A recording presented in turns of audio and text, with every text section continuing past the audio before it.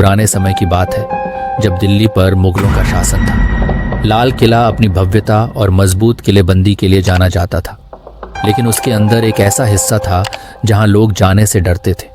कहते हैं कि किले के दक्षिण पूर्वी कोने में स्थित अंधेरा महल एक ऐसा रहस्यमयी स्थान था जहां दिन में भी अंधेरा छाया रहता था। उस समय की दंत कथाओं के अनुसार इस अंधेरे महल में कभी एक जादूगरिन रहती थी जिसका नाम जरीन था। जरीन बेहद खूबसूरत और रहस्यमयी थी, लेकिन उसके चेहरे के पीछे एक ऐसा अंधकार था जो किसी को दिखाई नहीं देता था।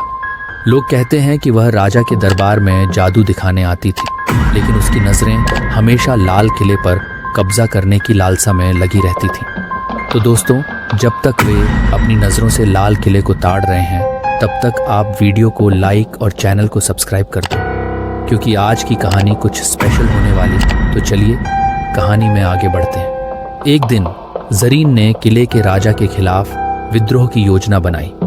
उसने किले के पहरेदारों को अपने जादू से वश में कर लिया और रात के अंधेरे में किले के मुख्य कक्ष में घुस गई। लेकिन राजा को इस साजिश की भनक पहले ही लग चुकी थी। उसने जरीन को पकड़ा और उसे अंधेरे महल में कैद कर दिया। लेकिन यहीं से शुरू होती है खौफनाक कहानी। जरीन को कैद तो कर लिया गया, लेकिन वह अपनी मौत से पहले श्राप दे गई। उसने कहा, जो कोई भी इस महल में कदम रखेगा वह मेरे श्राप से बच नहीं पाएगा। उसकी आत्मा हमेशा हमेशा के लिए यहां कैद हो जाएगी। कई साल बीत गए, मुगलों का शासन खत्म हो गया, लेकिन लाल किला और उसका अंधेरा महल वैसा ही खड़ा रहा। अंग्रेजों के दौर में एक कर्नल जिसका नाम रॉबर्ट विल्सन था ने इस महल की छानबीन करने का निश्चय किया। उसे यह महज एक कहानी लगती थी। रात के समय रॉबर्ट ने मशाल जलाकर महल के अंदर कदम रखा। दीवारों पर खून के निशान, टूटे हुए स्तंभ और गूंजती आवाजें माहौल को और भी भयानक बना रही थी। जैसे ही वह महल के बीचों बीच पहुंचा, अचानक हवा बंद हो गई। मशाल अपने आप बुझ गई और रॉबर्ट को अपने चारों ओर काले साए नजर आने लगे।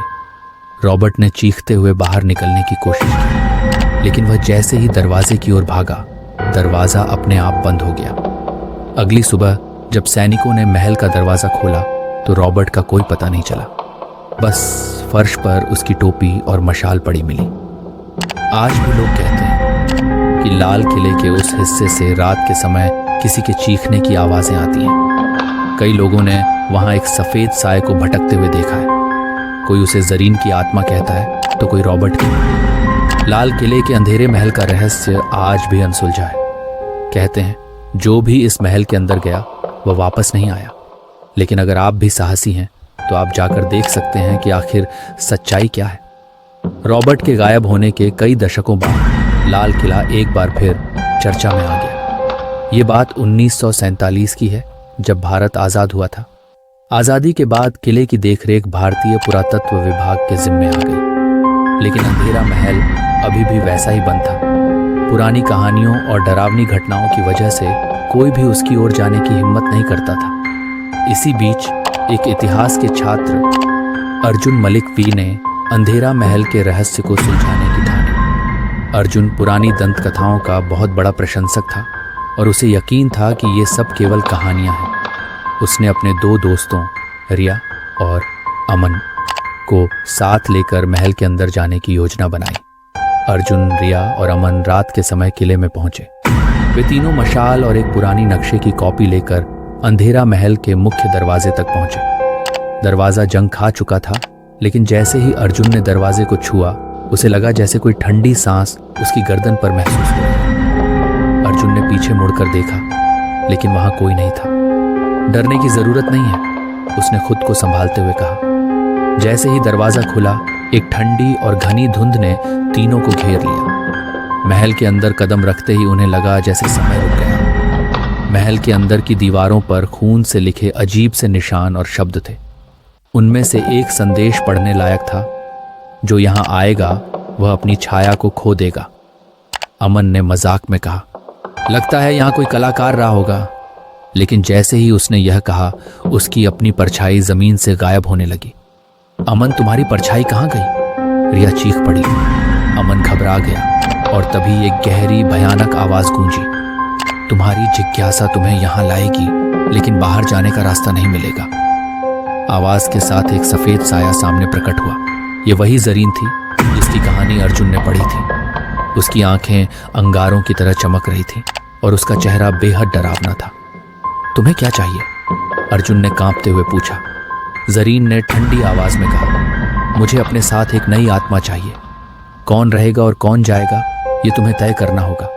तीनों की घबराहट अब चरम पर थी। अर्जुन ने अपनी दोस्ती की खातिर जरीन से कहा, मुझे ले लो, लेकिन मेरे दोस्तों को छोड़ दो। जरीन ने हंसते हुए कहा, तुम इंसान भी कितने मासूम हो। मैं तुम्हारे दिल की धड़कनों से खेल सकती हूँ, लेकिन मेरी मर्जी के बिना कोई नहीं जा सकता। अचानक महल की दीवारें हिलने लगीं और एक जोरदार धमाका हुआ। अर्जुन, रिया और अमन बेहोश हो गए। जब उन्हें होश आया तो वे महल के बाहर पड़े थे, लेकिन अर्जुन का हाथ पूरी तरह जला हुआ था और अमन की आवाज हमेशा के लिए चली गई। रिया के गले पर अजीब से निशान थे, मानो किसी ने उसे जकड़ रखा हो। उनके साथ क्या हुआ? क्या वे बच गए या जरीन ने अपने श्राप का कोई हिस्सा उनके साथ जोड़ दिया? महल से निकलने के बाद अर्जुन को अपने जलते हुए हाथ पर एक और संदेश लिखा मिला। तुमने जो देखा वह बस शुरुआत थी। अंधेरा महल तुम्हें फिर बुलाएगा। अर्जुन, रिया और अमन ने किले से बाहर तो कदम रख लिया, लेकिन उनके जीवन में अब सब कुछ बदल चुका था। अर्जुन का जला हुआ हाथ लगातार दर्द करता था और अमन की आवाज कभी वापस नहीं आई। रिया को रात में डरावने सपने आते थे, जिनमें जरीन उसे बुलाती हुई नजर आती। उन्होंने तय किया कि इस डर और रहस्य से हमेशा के लिए छुटकारा पाने के लिए उन्हें अंधेरा महल में एक बार फिर जाना होगा। लेकिन इस बार वे अकेले नहीं थे। उन्होंने इतिहास और रहस्यों के विशेषज्ञ ईशान मिश्रा से मदद मांगी। डॉ मिश्रा ने बताया कि जरीन का श्राप केवल तभी खत्म हो सकता है जब उसकी आत्मा को शांति मिले, और शांति के लिए उन्हें एक पुरानी पांडुलिपि चाहिए थी जो लाल किले के तहखाने में छिपी हुई थी।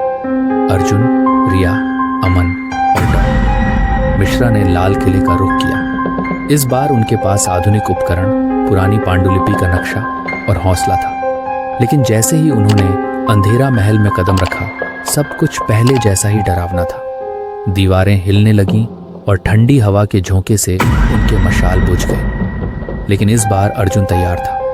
उसने दीवार पर बने निशानों को पढ़ा और उनकी भाषा समझने की कोशिश की।